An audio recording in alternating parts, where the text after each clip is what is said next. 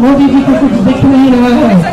अपने आप को कहते हैं कि मैं भ्रष्टाचार के विरोध अकेला लड़ रहा हूँ, देश से समर्थन मांगते हैं, फिर इलेक्टोरल बॉन्ड क्या है? मैं पूछना चाहती हूँ मोदी जी से। कल मोदी जी ने कहा कि अब ये इलेक्टोरल बॉन्ड जो है ये पारदर्शी है, सब जानते हैं कि किसने कितनी चंदा दी। अच्छा, तो फिर आपने स्कीम क्यों बनाई मोदी जी? आपने ये इलेक्टोरल बॉन्ड की स्कीम आप ही ने तो बनाई। आपने बनाई क्यों? कि सबके नाम गुप्त रहेंगे।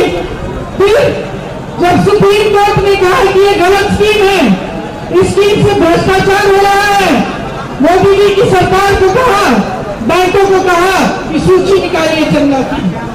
अभी तो निकली है ये पारदर्शी सूची, नहीं तो कहां थी पारदर्शिता आपकी? आपने तो गुप्त बना दिया था सब कुछ। अब सूची निकली। सुन लीजिए भाई और बहनों, जिस कंपनी में 180 रुपए का मुनाफा, करोड़ रुपए का मुनाफा था, 180 करोड़ रुपए का मुनाफा वो कंपनी तो मोदी जी की भाजपा को दे रही है 1100 करोड़ रुपए का की चंदा। आप सब व्यापारी हैं, व्यापारी हैं कि नहीं? यहाँ लकड़ी का व्यापार खूब होता था, आप समझते हैं। आपकी कमाई ही 180 करोड़ है और आप चंदा दे रहे हैं 1100 करोड़ की। कहां से आ रहे पैसे? आपकी कमाई तो नहीं है, तो क्या ये काला धन को सफेद करने का तरीका था? तो जब मोदी जी ने आप सबको कतार में खड़ा कर दिया कि नोटबंदी काले धन को वापस ये कुछ साल लाएगी, आप खड़े हो गए, आपने कहा हम देश भर चाहते कि काले बनाए। क्या आया? क्या आया? नुकसान हुआ आपका? क्या आया? उसके बाद जीएसटी आई, नोटबंदी आई, आपकी कमर तोड़ी गई, काले धन कहा गया, अब दिख रहा है सारा।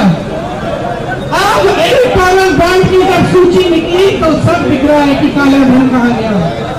ये है मोदी जी की भ्रष्टाचार के खिलाफ लड़ाई। मोदी जी की भ्रष्टाचार के खिलाफ लड़ाई ये है कि देश के बड़े बड़े गिने चुने उद्योगपति मित्रों को पूरी देश की संपत्ति दे रहे हैं। देश के सारे बंदरगाह, देश के सारे हवाई अड्डे, देश के सारे बड़े बड़े कारोबार सब अडानी जी, अंबानी जी, अडानी जी, अंबानी जी, इनके बच्चों की शादियां हो रही है, गहने इतने बड़े बड़े कि इस गाड़ी में फिट नहीं आते। और आप कैसे कराएंगे अपने बच्चों की शादियां? बताइए, कर्ज देके कराएंगे? चाहे किसान हो, चाहे सैनिक हो, चाहे पुलिस में भर्ती हो, कैसे कराते हैं आप शादियां अपने बच्चों की? सोचिए कि इस देश के साथ क्या हो रहा है। मोदी जी ने भ्रष्टाचार के खिलाफ लड़ाई अगर की होती तो आज ये परिस्थिति नहीं होती। तो आज देश की संपत्ति किसी 2-3 बड़े उद्योगपतियों के हाथ में नहीं होती, आपके हाथों में होती।